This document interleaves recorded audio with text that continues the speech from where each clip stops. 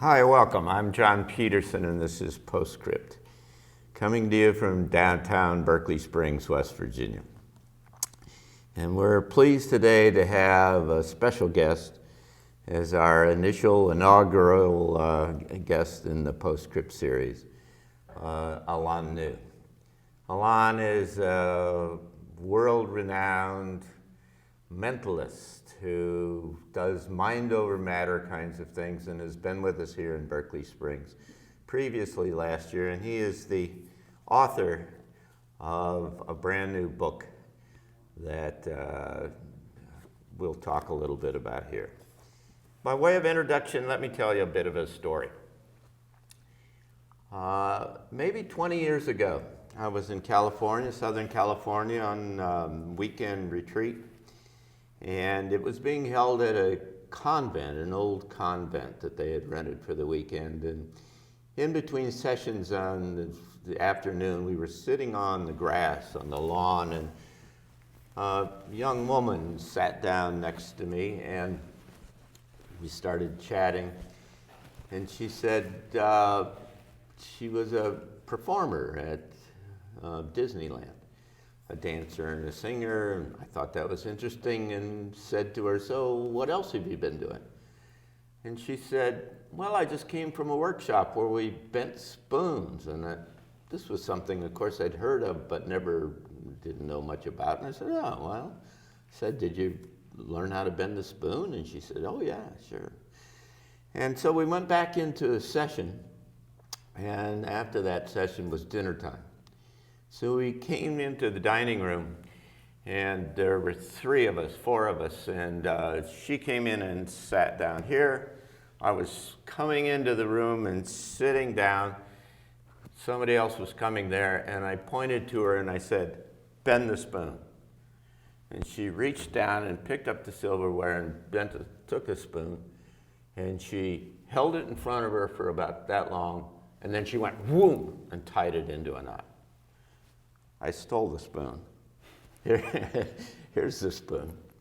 And I was amazed, because there at the moment, this small woman did something that was impossible to kind of understand and do in conventional kind of terms. And our guest, Alain, is, among other things, an extraordinary guy in terms of these telekinetic and mind over matter kind of things. The last time he was with us here in Berkeley Springs, we had a group of almost 70 people, and within 10 minutes he had shown about 20 of them how to bend the spoon that they all worked on, which that in itself is quite a significant accomplishment. So, Alain, it's wonderful. It's nice to have you with us. Great to be here. Thanks for having me as your first ever guest. Yeah, it's great to see you. So, how do you bend spoons? How does that work? Well, it's been something that's been intriguing me ever since I was very young, and I got to see the famous Uri Geller on television bend a spoon. And what was remarkable about it is that he had everybody hold a spoon in front of them, and not in front of him, but literally through the camera. People were running to their kitchens and grabbing silverware, and suddenly he's throwing his energy, what seems to be through the television set, at people, and then the phone lines light up, and everybody was calling in and saying this. And meanwhile, I had a spoon that I didn't bend, but then he said, "Check your kitchen drawers." And when I opened up my kitchen drawer, I actually found a spoon inside there that looked like that it had been affected in some strange way. So it was remarkable how he was able to create this phenomenon, which these days is called the Geller effect, and being able to literally seems to be remotely bending spoons for people, and it made me interested in the phenomenon. When I was very young, my father worked at the Library of Congress when we first moved to Washington, D.C., and he brought me this book called Strange But True, basically stories of inexplicable phenomenon. Sure. And stuff, and they're just obviously stories from news clippings, so you never know whether or not they're literally true or whether they were fabricated in some way and conformed by the journalist. But nonetheless, they're it really turned my mind on to this idea that there are some things that we just don't understand. From there, the second book that I got from my father was called The Master Magicians by Walter B. Gibson, and this was a book that, at the time, of course, I was very young, watching Saturday morning cartoons and stuff, and was really interested in superheroes. And reading about these magicians from the past, like, you know, the Great Keller and Harry Houdini and Chung Ling Soo, and a variety of different magicians who performed, I realized that this was sort of like, they were sort of like these strange costumed characters that all had these special powers. And so my first step into the world of mystery was from learning magic by means of deception and by means of creating these illusions for people. But as I grew more and more interested in magic, I realized there's aspects of hypnosis and the subconscious that actually ignites the mind in such a way that, that you can do really extraordinary things, like, for instance, bending metal. And So this is not a trick. well, there's obviously some kind of a trick to it, but nonetheless, there's something extraordinary going on that you wouldn't expect that you'd be able to do, and that's essentially what I think. That's really what I think about magic. When I think about magic, you know, these days we tend to believe that magic is all about deception. It's all about illusion. It's all about fakery. It's all about things that that it looks like it is, but it really isn't. But what I think is interesting about it is that all of it, in my opinion, is the art of the inexplicable. So just as in all art is fake, like the painting is not the scene, it's paint. And yet what happens when we look at the painting is that we somehow are transcended into this world where we are able to look at this in a way that we can see the scene and we can visualize what's going on, and who knows, there might be something much deeper and transcendent about that, and much in the same way that, like, the cave paintings of the bison with the arrows in it sort of depicts the hope or the prayer for a successful hunt, and oftentimes it did. So, so my feeling is that, you know, when you see a tribal shaman, for instance, performing a ceremony, they're doing something that's inexplicable, that to a Western world magician might seem like all illusion, and yet I think that what they're doing is they're calling upon something much greater, and oftentimes something much greater ends up occurring based on the fact that the art becomes transcendent of something in the future. And so with regards to spoon bending, you know, Uri Geller can bend a spoon, and yet the transcendent aspect of it is that everybody who he's telling can bend a spoon as well, and so and that becomes extremely interesting. And Well, we're gonna do that this afternoon. We're gonna go and we will. In fact, the one thing that you didn't mention about the last time I was here is that we challenged everybody to bring their own cutlery. So it wasn't our spoons that they were bending. It was actually their spoons and forks and cutlery that they were bringing in, that they themselves were asked to bend, and were brought into that moment of realization that they were able to do this. This one older woman actually brought this big spoon, like this big. Remember that one? Yeah. And I looked at that when I first saw her holding onto it, thinking to myself, okay, well, that's one that's not going to bend. But then at the end of the demonstration, it had bent completely in half. And so you know, sometimes these things even surprise myself. So did you bring a spoon? Well, in fact, you asked me to, so I did. So show our viewers what you're going to do this afternoon.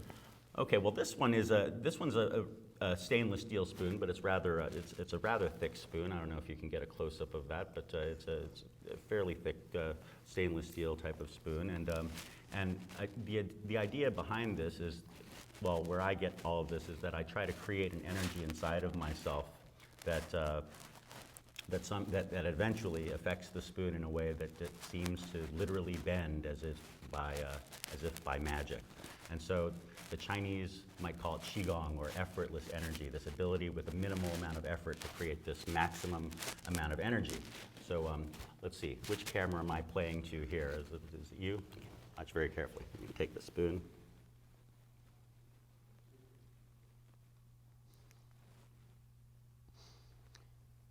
You can see it's coming up.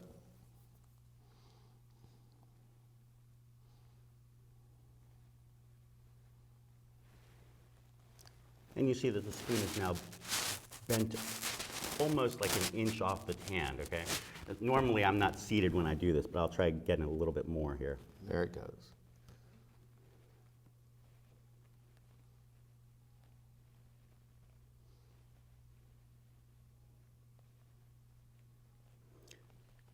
And eventually the spoon becomes so warped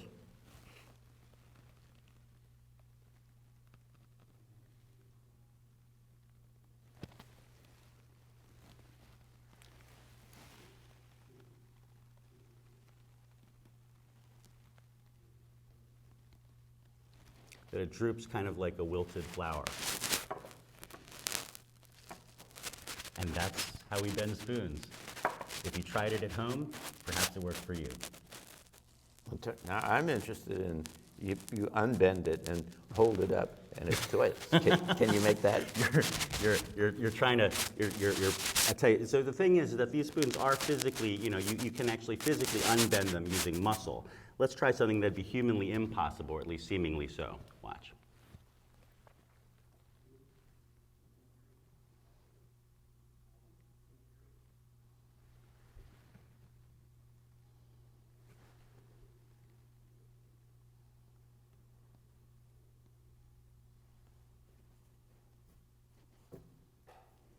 I'm not going to get much more out of this than this, but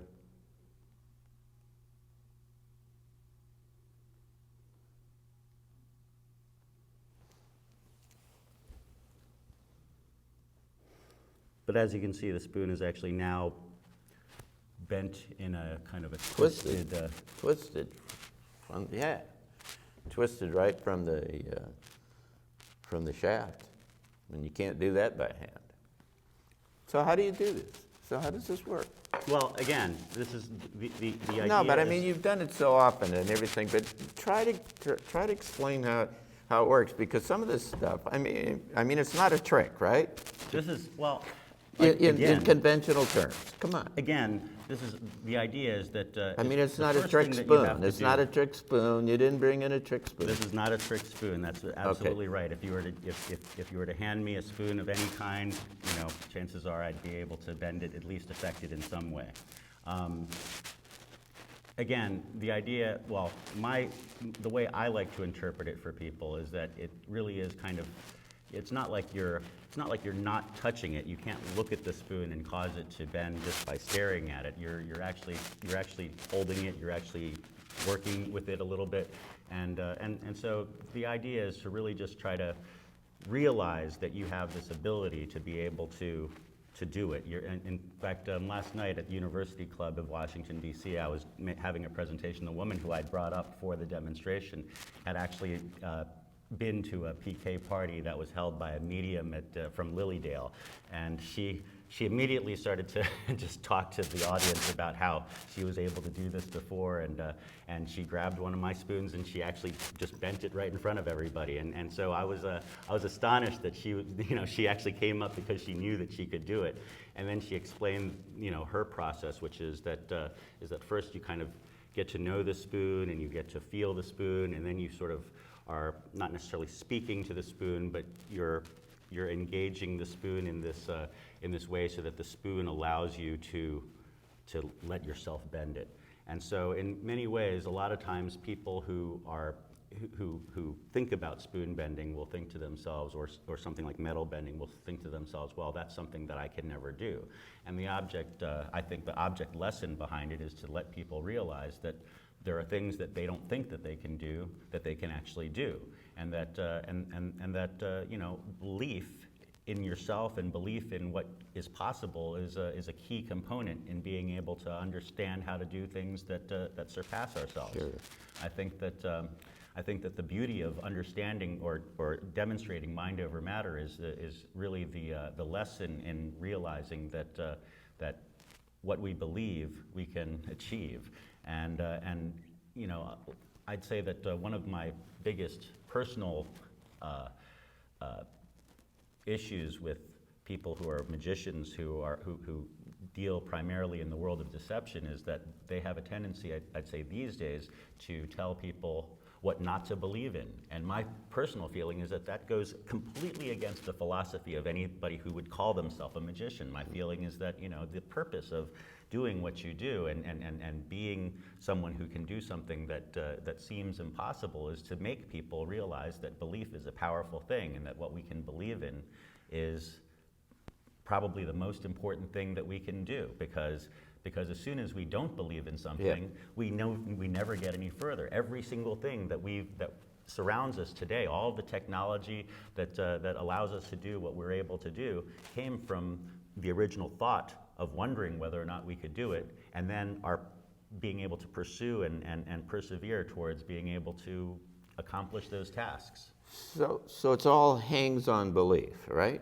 In my opinion, that's what it completely hangs on. So was this easy for you to get into this space? Did you have to practice it to learn how to do it? I went through many spoons in my life. I used to go to the restaurant supply company and grab as many as I could, and just experiment and play around with it. And eventually, I was able to do the kinds of things that I now do. And so, experimentation, exploration, investigation, those are the most important things behind what we want to be able to achieve. In my opinion, is that as soon as we start to put obstacles in front of that, and as soon as we start to believe that something can't be done or something shouldn't be done even, then that ruins it all for us. We have to realize that something can happen. We have to realize that there might be something that we don't understand right now that we might understand more if we simply tried, if we simply just explored. You know, my opinion is to not force people into believing something that doesn't exist. My opinion is to make people understand that exploration and experimentation and trying to take it to the next level is going to be the most important thing for them to do, and regardless of what is actually going on. So my stance as a performer, as a mentalist, as an entertainer, as a showman, is really not to tell people what's real and what's fake. My stance is to make people realize the power of belief, because I don't know what they believe in, but I'm certainly not going to tell them what not to believe in. And so, and in my opinion, that there's never an end to what we can potentially do if we simply used our mind to realize our future. That's very interesting, because what you have is all this potential that's in front of us that everyone has. It's intrinsic to who we are. Yet we're surrounded by quote, reality that says you can't do this kind of things, that things work this way and this way and this way, and bending a spoon like this is some kind of magic trick or something. It's impossible.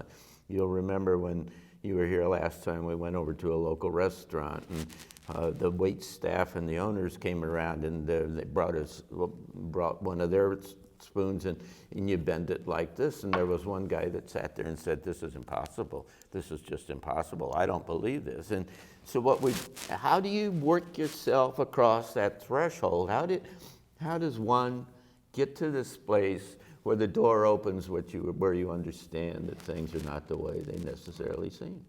I think it's really my background. I grew up in the United States as an Asian kid that was surrounded by people who thought of me as being kind of strange, and I guess my interest in magic kind of led me towards it's interesting because my experience in magic is a little bit different from most magicians out there. I ended up finding this odd store called Dream Wizards in Rockville, Maryland, and not too far away from where I lived. I could bicycle over there, and the front of the store was basically role-playing games like Dungeons and Dragons and that sort of thing. That was the hot thing back in the early '80s, and then if you go deeper into the store, it turns into like a fantasy and science fiction bookstore. And then if you go all the way into the back, you find that there's a magic store in the back. And of course, as a young child, I was interested in the magic and learning how to do things that could amaze people. But most magic stores have sleight of hand magicians and people who are fascinated by the apparatus of magic that creates illusions and stuff. This particular magic store was owned by a fellow by the name of Mark Chervinsky. I don't know if you knew him, but he was the publisher and editor of Strange Magazine, which ran for several years, and so he was interested in Fortean phenomenon, essentially the philosophy of Charles Fort, who was a fellow who wasn't, again, not interested in whether or not it was true or false. What he was interested in was just collecting all of the data and filing it so that perhaps one day, as we start to realize, as we look at the files getting larger and larger and where it all comes from, that maybe some kind of understanding could come of just collecting the data. And so Mark was a mentalist. He was a magician. He held seances in Halloween. But his best friend was John Kennedy, who was also considered at that time probably the world's most creative magician. And so I was literally brought up by these two different. Not the president. Not the president, John Kennedy. Okay. but he grew up in Mount Vernon and ended up moving out to L.A. and becoming a creator of magical stuff. He never was a performer, but he was an amazing creator of magic. And so my upbringing literally came from these two people who one of whom was completely unconventional, and one of them who was, though conventional, probably one of the most creative and outside of the box thinkers in magic. And from that, because Mark was such a scholar in the field, I was able to pick up on, where the direction that he went in, and he's been dead for a few years now, but John's still alive and still working hard, doing his creations and stuff out in LA, working for Hollywood films and stuff, consulting and stuff, and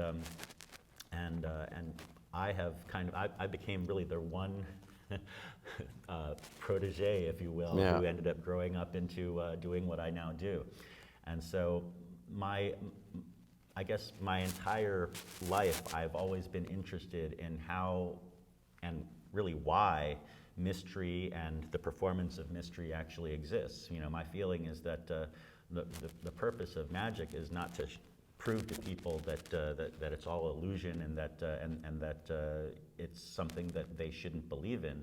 In my opinion, the purpose of magic and illusion and the purpose of the art of what we do is to amaze and inspire and do it through entertainment, but at the same time give people something, a real sense of mystery that allows them to wonder and allows them to move forward and stretch beyond their imagination.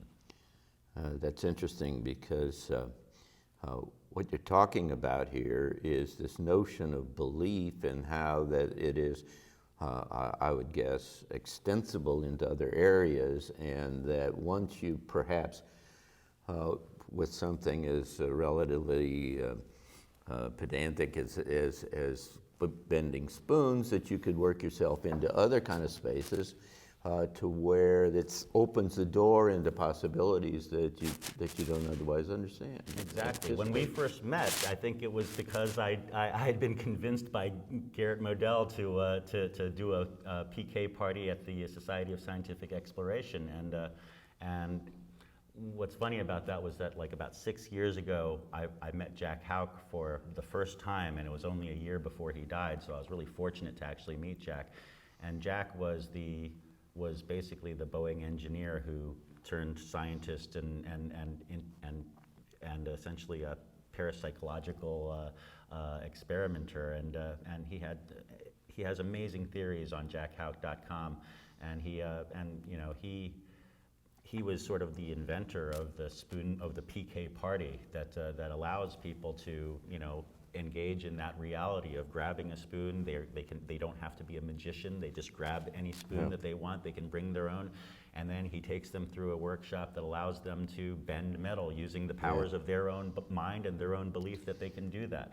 And so meeting him for the first time was really inspirational because I got more of a sense of who he was, combined with the fact of what I was able to research about him beforehand. And then when I bent a spoon for him, Garrett came up to me and said, will you give us this PK party? Yeah. And I said, will you provide me the spoons? And he said, I'll look around, and he couldn't find any. So then just last year, SSE was in Washington, D.C. That's the Society of Scientific Exploration. Which is an amazing association, in my opinion, if you're interested in anything that is inexplicable and that has to do with the science of the inexplicable. Society of Scientific Exploration at scientificexploration.org or something, or no, .com, Yeah. I think is an amazing association to get involved. All right, we need to end here, and we'll come back for a second segment and talk more about this stuff. But our guest here is Alain Nu, a mentalist, the man who knows. It goes by the title of The Man Who Knows. Yes, I actually have the top Google ranking of The Man Who Knows now. That was a coup. And he's the author of State of Mind by Alain Nu, which explains some of the principles under what he's been talking about today. And we'll come back right after this with another segment where we talk about how some of these principles are applicable to other places in your life. I'm John Petersen, and this is Postscript, and we're pleased to have you with us.